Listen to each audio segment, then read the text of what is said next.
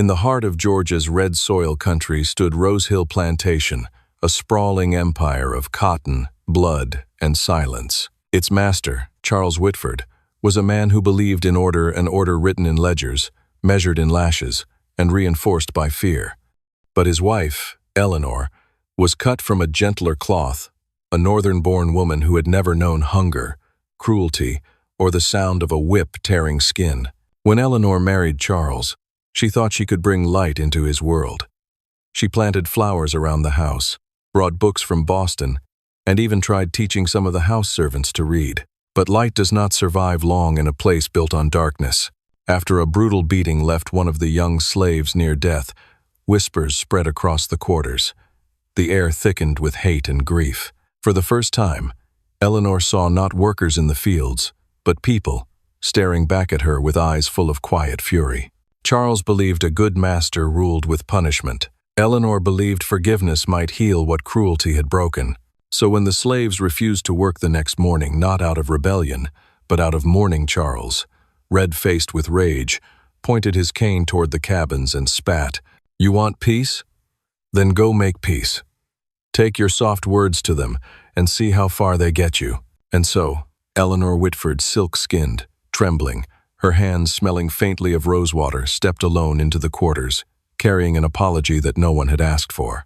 What happened in that cabin would change everything for her, for the slaves, and for the master who thought his world was unshakable. The morning was heavy with heat and judgment. The sun hadn't yet climbed, but the air already pressed down like a wet cloth.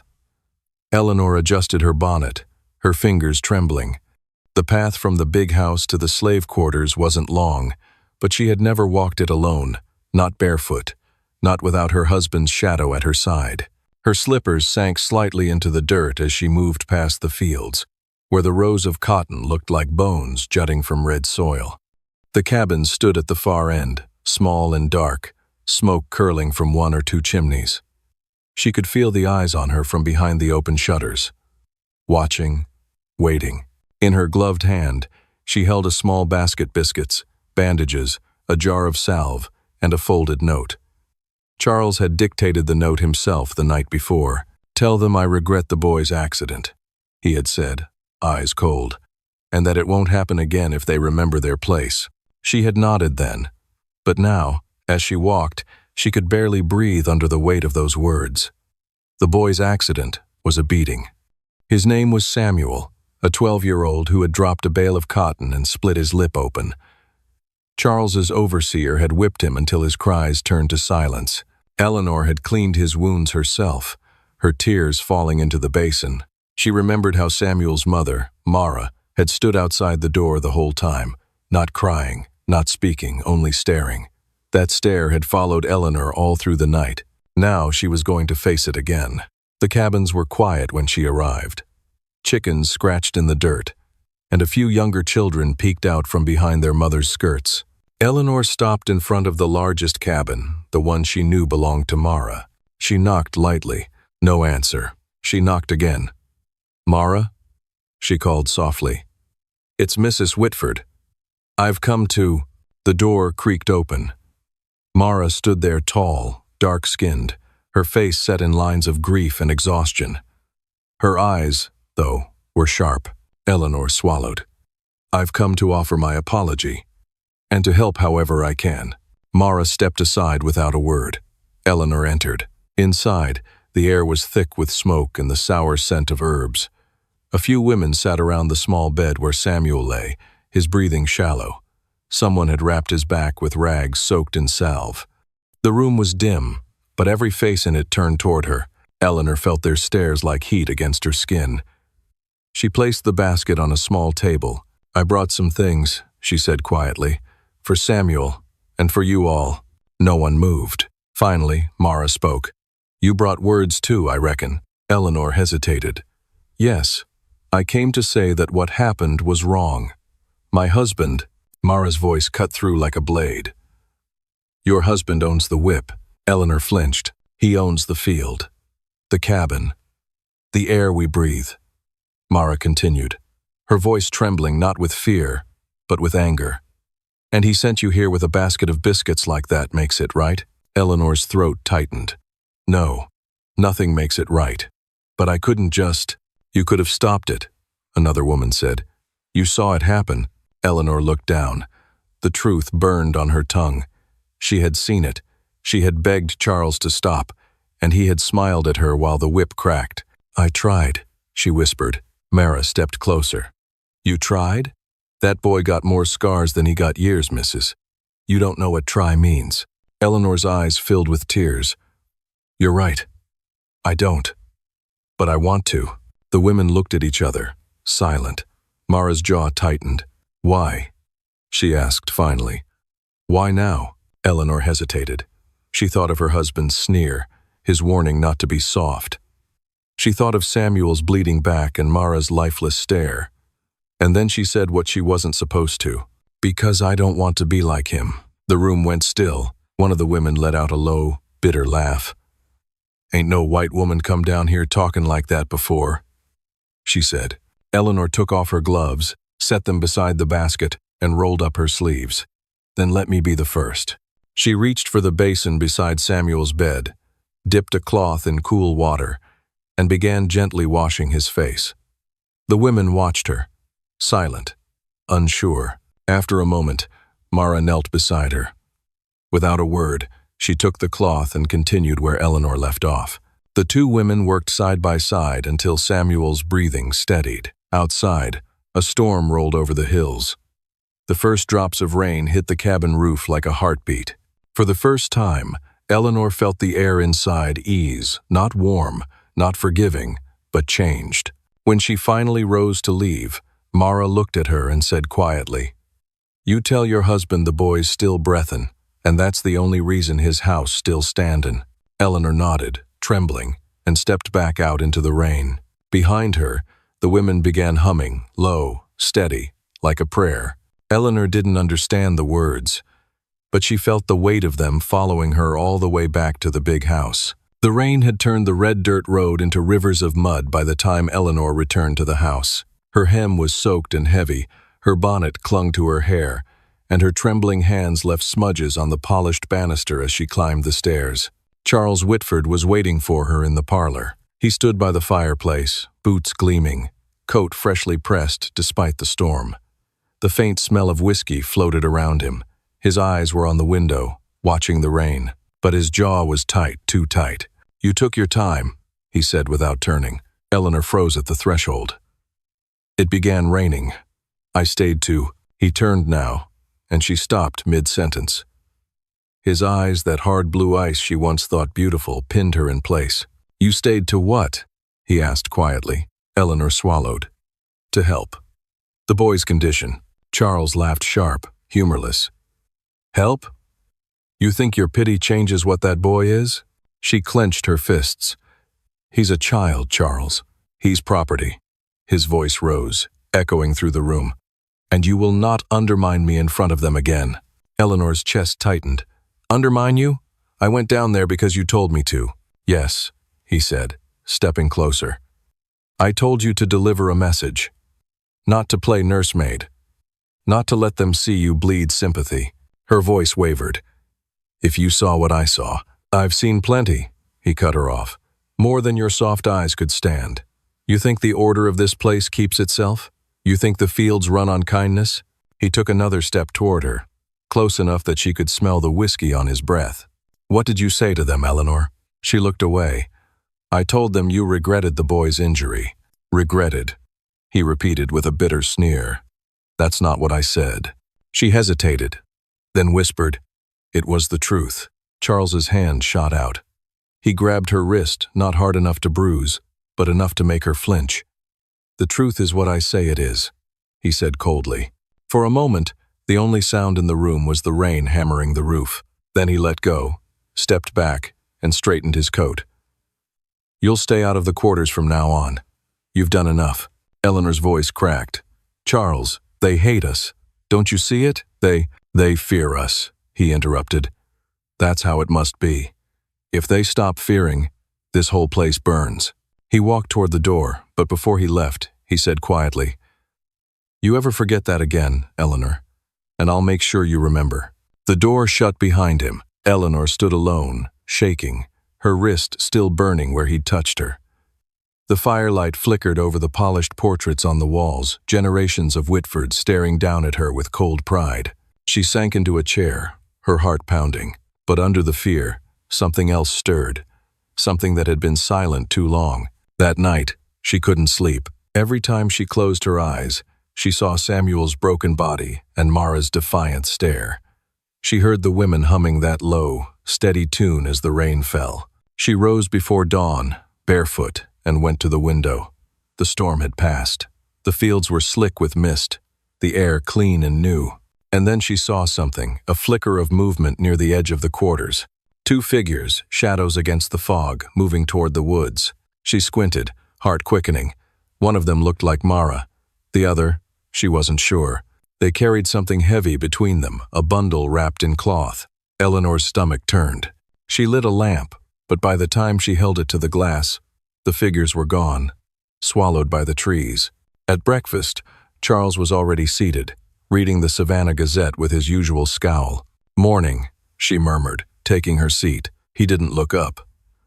"There's talk of a runaway from the neighboring plantation," he said. "2 men gone missing last night. Reckon it's contagious laziness." Eleanor stirred her tea. "Didn't you notice anyone leave the quarters?" His eyes flicked up, sharp. "Why would I?" "No reason," she said quickly. "I just thought I saw—" "You've been seeing too much lately," he muttered, folding the paper. "Leave the business of the fields to me. That's where your kindness does more harm than good." He rose, kissed her forehead, the gesture stiff and empty, and left for the stables. Eleanor sat there long after he was gone, staring into her untouched tea. Something was happening in the quarters, something she wasn't meant to see. And yet, part of her knew she had to see it. That evening, when the lamps were lit and Charles had gone to meet the overseer, she slipped on her cloak and crept out through the back door. The night was warm, thick with the smell of wet soil. Crickets pulsed in the dark. She moved quietly down the same path she had walked the day before. When she reached the cabins, she saw the faint glow of fire through a crack in Mara's window. Voices murmured inside. Eleanor stepped closer. "The herbs worked," one voice said softly.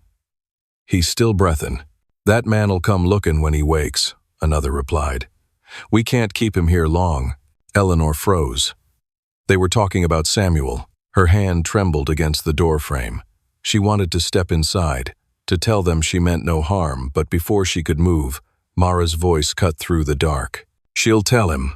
Silence. "She got a good heart, maybe," Mara continued, "but she belongs to him, and when he asks what she's seen, she'll tell." Eleanor's breath caught. A second voice, one she didn't recognize, said, "Then we can't let her see no more." Something heavy shifted the sound of a blade scraping wood. Eleanor's heart pounded in her throat. She backed away from the window slowly, quietly, until her foot caught a loose root. The crunch was small but enough.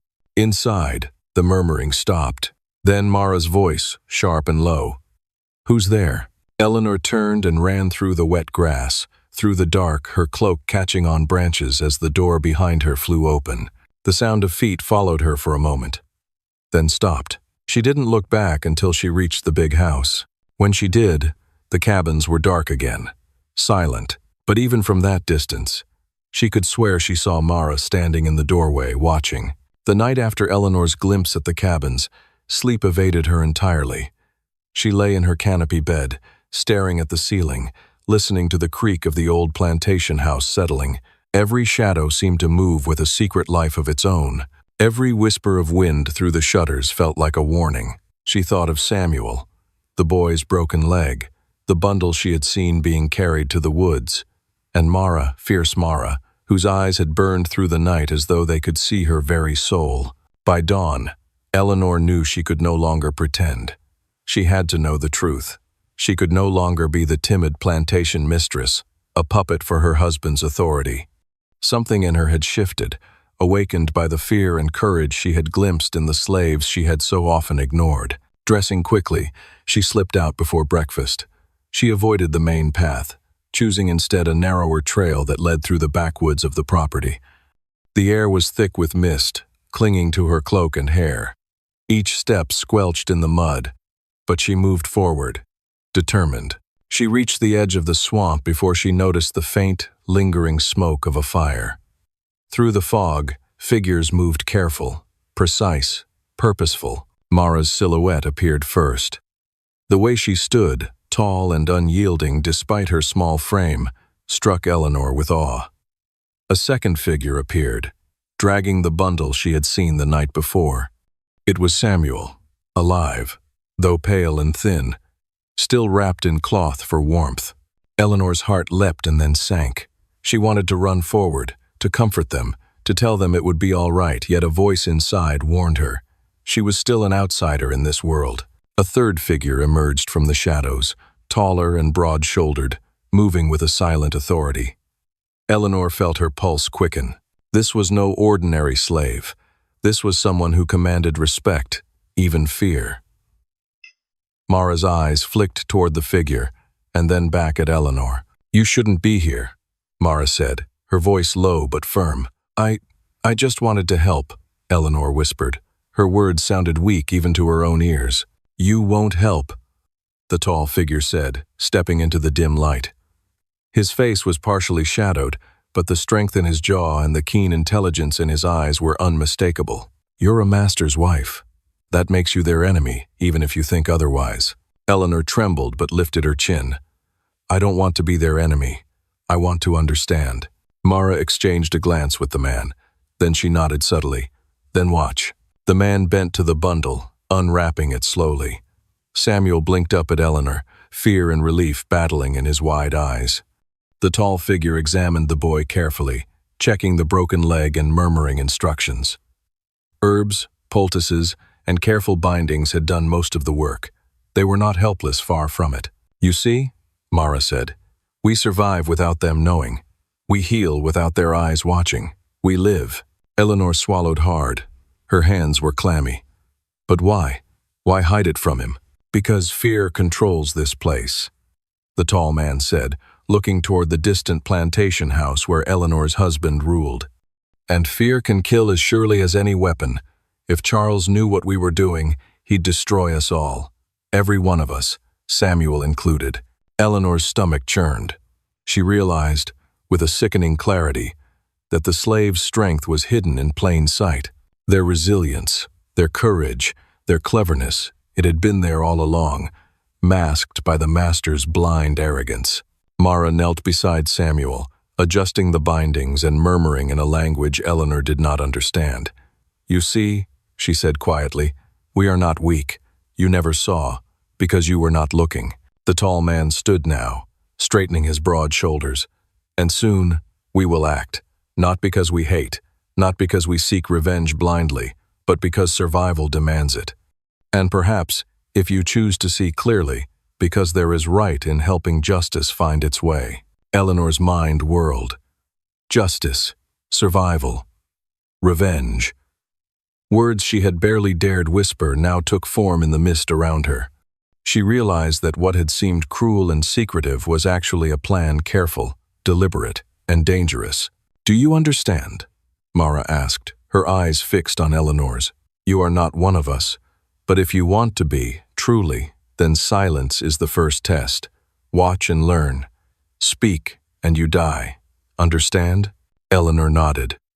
"I understand." Mara's lips curled into a shadow of a smile. "Good.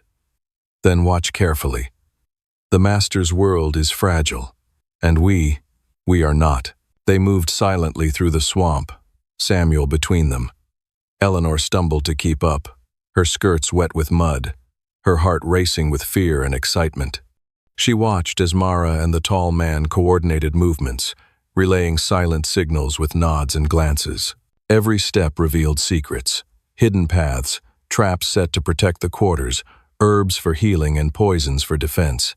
Eleanor felt a surge of both dread and awe. The slaves were not helpless. They were strategists, guardians of their own lives, in a world designed to crush them. And at the center of it all, Mara's eyes met Eleanor's once more. There was no fear there, only the steel of someone who had endured and learned to outwit her oppressors. Eleanor understood now. She had witnessed only a fragment of their courage. The rest, the greater plan, would unfold soon, and she would be forced to choose where she stood. The sun rose slowly over the swamp, casting pale light across water and mist. Eleanor knew the day ahead would be unlike any she had ever faced. A quiet resolve settled over her. She had seen too much to return to ignorance, and somewhere deep inside, she realized that her life and the lives of those around her would never be the same. Dawn had barely broken when the swamp came alive with subtle activity. Eleanor followed Mara and the tall man whose name she now knew was Josiah through hidden trails she had never imagined existed. Every step seemed rehearsed. Every glance communicated a message she could barely understand. The slaves moved like a single organism, their unity a silent, formidable force. Samuel walked cautiously between them, his leg wrapped in thick bandages that Josiah had expertly applied. The boy's eyes darted nervously toward the distant plantation house, but he did not speak. He trusted Mara and Josiah implicitly.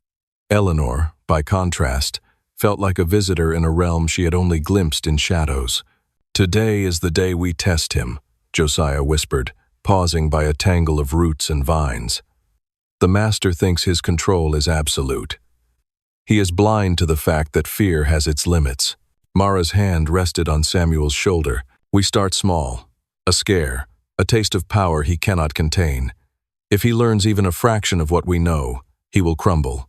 And once he does, we can move further." Eleanor shivered. The word power echoed in her mind.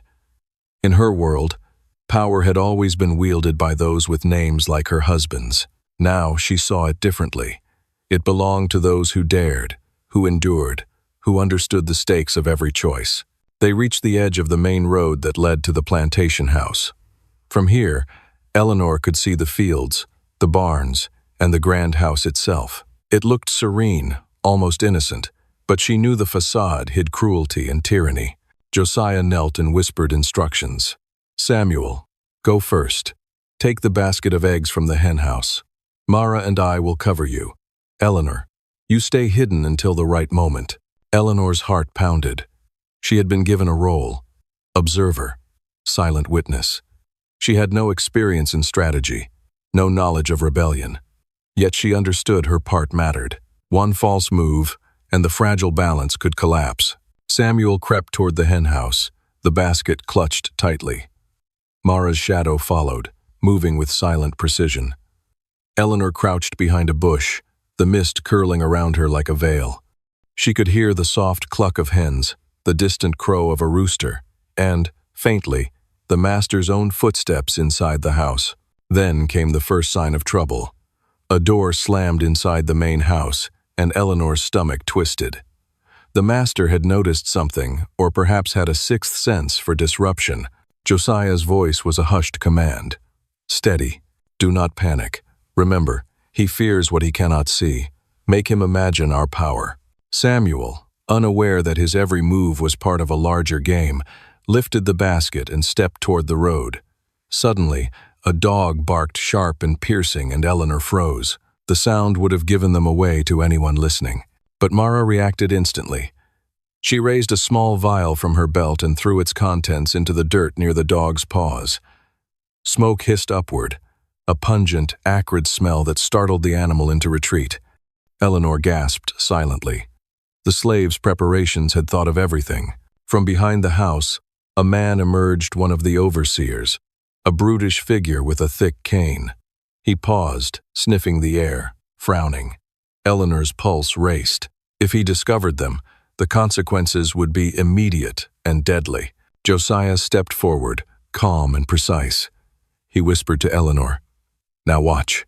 With a flick of his wrist, a series of small ropes, hidden along the path, were triggered. A simple mechanism, yet terrifyingly effective. The overseer tripped and fell heavily into the mud, the cane skittering away. He scrambled to his feet, cursing, but the damage was done. Samuel continued, basket in hand, unseen. Mara and Josiah melted back into the shadows. Eleanor felt a thrill, fear, and exhilaration intertwined. This was no ordinary theft. It was a carefully orchestrated demonstration of control. By the time Samuel returned to the swamp with the basket, the overseer had regained composure but remained wary, glancing around as though the very air itself had turned against him. Eleanor realized the master's household had always been fragile, sustained by illusion, fear, and ignorance. Remove even a small piece, and the whole structure could wobble. Mara knelt beside Samuel, praising him quietly, and Josiah clapped Eleanor gently on the shoulder.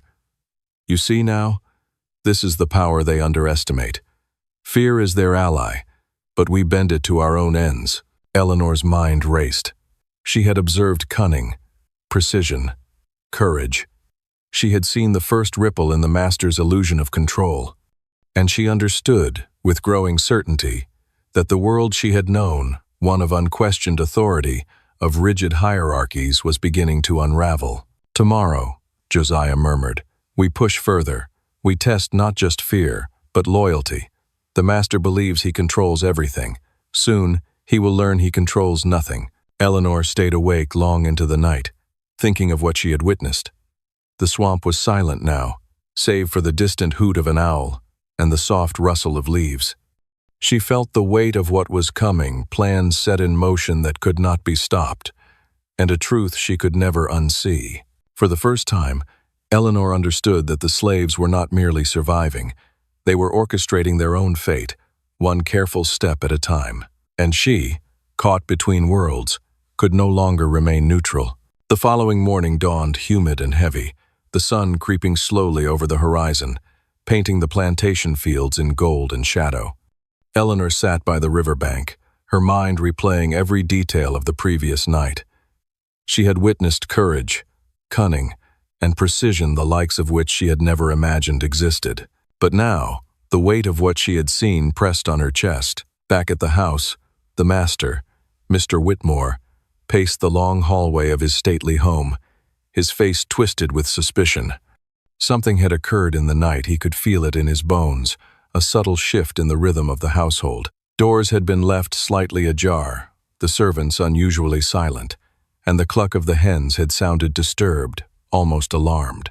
The overseer approached him, hat in hand, eyes downcast. Sir, I don't understand. Everything seemed normal. Normal? Whitmore spat, his voice tight. There is no normal here anymore. Something happened. I can feel it. I need eyes on everything. Everyone. Nothing can escape my notice. Do you understand? The overseer nodded, anxiety flickering across his face. Yes, sir. I will double the watch tonight. Whitmore's gaze drifted to the distant tree line, the swamp hiding the unknown. He had always believed he controlled the land, its people, and its secrets. Now, unease gnawed at him, a premonition that his house of order teetered on the edge of chaos. Meanwhile, Eleanor returned to the swamp, where Mara and Josiah awaited her. Samuel was already there, the basket of eggs now empty, but his face carried the pride of accomplishment. Josiah smiled, a rare softness in his normally impassive expression. You see, Eleanor, he senses it. The master feels the first tremors of what he cannot control. That feeling unease is a crack in the fortress he built on fear. Mara knelt beside Eleanor, her eyes sharp, calculating. Tonight, we push him further. He underestimates the ingenuity of those he sees as lesser. He believes punishment is the only language we understand. He is wrong. Eleanor's throat tightened. She wanted to protest, to insist that they stop before someone was hurt. But deep down, she knew their actions were not simply revenge, they were reclamation. Every careful step Samuel, Mara, and Josiah had taken was a lesson for the master, that power depended not on wealth, lineage, or authority, but on the perception of control. By mid-afternoon, the slaves had moved into position. Small tasks, seemingly mundane rearranging tools, moving supplies, creating subtle disturbances were executed with meticulous precision. Each action alone seemed trivial, but when observed as a pattern, they formed a silent campaign that undermined the very fabric of Whitmore's authority. The master, growing increasingly paranoid, wandered through the fields. His eyes darted at every shadow. Each slight noise, every misplaced item, set his pulse racing. Eleanor watched from her hidden vantage point, noting the transformation in a man who had once believed himself untouchable. Then came the first confrontation. Whitmore's gaze fell on the missing cane from the overseer's room. He stormed inside the quarters, expecting explanation, obedience, perhaps fear. But there was nothing. The room appeared untouched, yet he could not shake the feeling that the world around him was subtly shifting. Mara and Josiah's eyes met across the swamp. The plan was unfolding. Fear had been seeded. Doubt had begun to take root. Even the overseer, loyal as he was, began to question what he thought he knew. Eleanor realized something profound. The slaves were teaching the master a lesson in perception. True power, they showed her, was not in domination or brutality, but in cunning, patience, and the ability to act invisibly. As evening approached, Josiah spoke softly. "Tonight, we escalate. Small annoyances become undeniable proof. He must feel the walls closing in. Only then will he understand the fragility of his control." Mara added, her voice firm, "And Eleanor, you have a role too. You must bear witness. Your understanding strengthens the impact of what we do." The master sees not only fear, but the inevitability of change. Night fell over the plantation. Lanterns flickered in the house, casting long shadows. The swamp was alive with silent movement. Eleanor's heart pounded as she watched Samuel crawl under the fence line, carrying yet another small item, a symbolic victory, a small crack in the master's sense of security. Whitmore's face appeared at the window, eyes narrowing. He sensed, rather than saw, the rebellion in motion. A cold realization settled over him. The threads he thought tied the household together were slipping through his fingers. Eleanor shivered, not from fear, but from awe. She understood now. The hierarchy of the plantation, once rigid and unquestioned, was vulnerable. And the ones who knew how to move unseen, who knew how to strike without warning, were poised to reclaim not just their lives, but the very power the master thought was his alone. The night was far from over, and tomorrow, the plan would move even closer to its ultimate purpose, a reckoning that would leave the master questioning everything he had believed about his dominion, his household, and himself. By dawn, the plantation felt wrong, the kind of wrong that hummed in the air before a storm breaks quiet, heavy, expectant. The dogs refused to bark. The horses whinnied at unseen things. The overseer's boots scuffed nervously against the porch as he watched the master pace. Mr. Whitmore hadn't slept. His eyes were red-rimmed, his hands twitching. Every creak of the floorboards set his teeth on edge. "Something's moving against us," he muttered to himself. "Something's breathing in these walls." When Eleanor entered the parlor, his head snapped up. "You've been talking to them, haven't you?" he hissed. "Those people you were sent down there to soothe them, not join them." Eleanor met his glare with quiet defiance. "I went to apologize, just as you asked." He studied her for a long moment. "Then why?" he asked, his voice trembling with restrained rage. "Does it feel as if the house itself is watching me now?" Eleanor didn't answer. Outside, Josiah and Mara stood beneath the cypress trees, speaking low. The air was thick with tension. Samuel crouched nearby, clutching a small burlap pouch, the same one he had carried every night since the plan began. Inside the pouch was more than soil and trinkets now. It carried meaning, a symbol, a piece of the master's world turned back upon him. Josiah's deep voice broke the silence. "Tonight it ends. We make him see the weight of every cruelty, every command. But he must understand it comes not from hatred, but from justice." Mara nodded, though her eyes were hard. "Justice is a word for those who still have something to lose." End quote. Eleanor watched them from the edge of the swamp. Her breath came shallow, her hands shaking. She had crossed a line she could never return from. Yet for the first time, she didn't feel trapped, she felt awake. When night fell, the plantation came alive.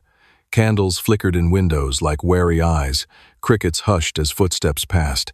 The air pulsed with something alive, deliberate, unstoppable. Josiah and Samuel slipped through the shadows, while Mara moved through the kitchens, whispering words to the others. Small acts, a door unlatched, a key pocketed, a window left ajar, each one a note in the symphony of rebellion. Inside the house, Whitmore sat rigid in his chair, a pistol across his lap. He had ordered the overseer to guard the barn, but deep down he knew no wall, no weapon could defend him from what he had sown. Then it began. The wind howled through the cracks in the shutters. A thud echoed from the hallway, one, then another. Whitmore shot to his feet, pistol raised. "Who's there?" No answer.